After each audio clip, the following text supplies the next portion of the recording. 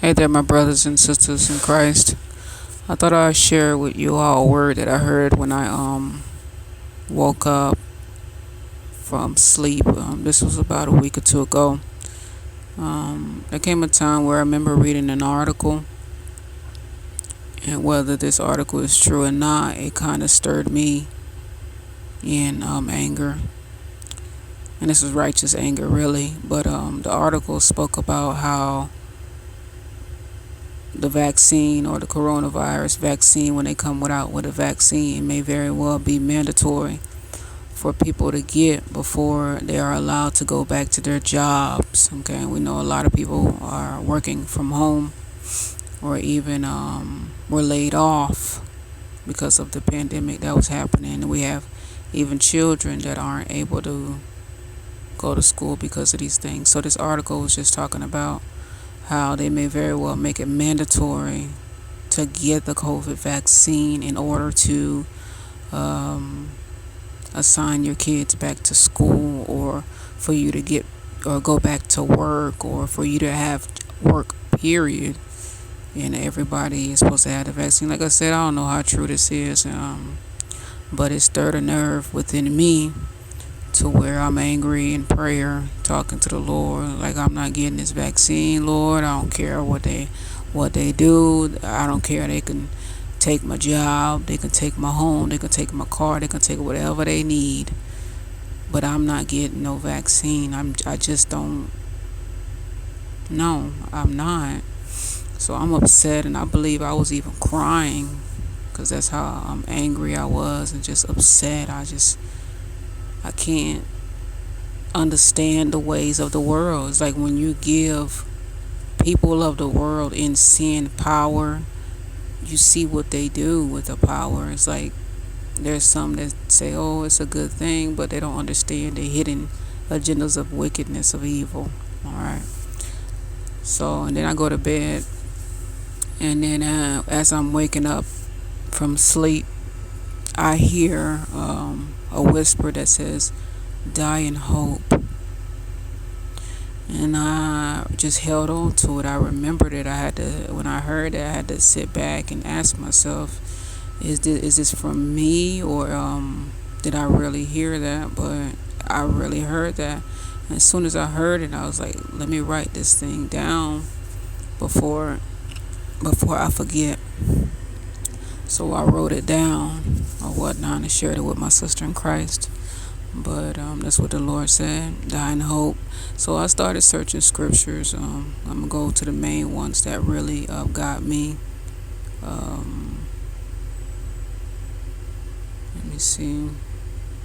Which really was pertaining to the word die in hope. Because we are already living in some very trying times, and it's just only going to get worse. First Thessalonians chapter 4, 13 through 18. Apostle Paul said to the churches, but I would not have you to be ignorant, brethren, concerning them which are asleep, that you sorrow not, even as others which have no hope. Okay, you see where it says die in hope? They fell asleep, so I knew this was from the Lord because of the text. But I would not have you be ignorant, brethren, concerning them which are asleep, that you sorrow not, even as others which have no hope. For if we believe that Jesus died and rose again, even so them also which sleep in Jesus will God bring with him. For this we say unto you by the word of the Lord, that we which are alive and remain unto the coming of the Lord shall not prevent them which are asleep. For the Lord himself shall descend from heaven with a shout, with the voice of the archangel, and with the trump of God. And the dead in Christ, this is this dying in hope. Okay, we're going to see Revelation speaks about that as well. And the dead in Christ shall rise first. Then we which are alive and remain shall be caught up together with them in the clouds to meet the Lord in the air. And so shall we ever be with the Lord. Wherefore comfort one another in these words. See, it's like the Lord, it was comforting me, because, brethren, You should have seen me. I was tossing and turning. I was just so upset, bottled up anger, just righteous indignation, and just so angry with the ways of the world, and just hidden evil and hidden wickedness. And I just keep telling the Lord, I can't wait till you put all this stuff to an end. I can't wait, Lord God, till you put an end and cease the wickedness, not only in the spiritual realm, but here on earth, that it's no more. So I'm upset, crying and praying to the Lord about these things. I fall asleep and I wake up and I hear that. And then you have Revelation, verse 14. This is in reference to those who are killed for not receiving the mark of the beast. And it says, "And I heard a voice from heaven saying unto me, Write, blessed are the dead." Okay, this is the same hope.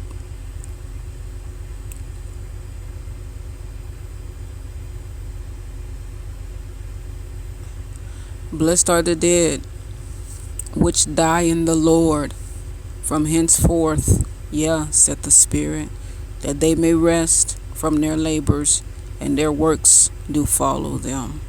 So when it comes to dying in these last days, I'm still not going to take the vaccine, but when it comes to dying in these last days, it's not something that we who are in the Lord should fear. Um, Here's another one in Daniel chapter 12, verse 1 through 2.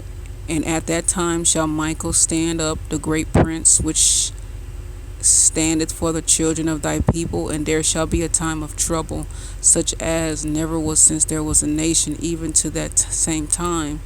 And at that time thy people shall be delivered, every one that shall be found written in the book. And many of them that sleep in the dust of the earth shall awake, some to everlasting life, and some to shame and contempt." And another one I remember was John 3:16. "For God so loved the world that he gave his only begotten Son, that whosoever believe." Okay, this we have our faith in him.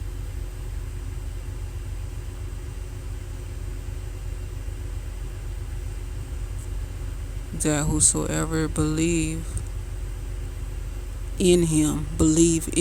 This is a hoping in him, should not perish.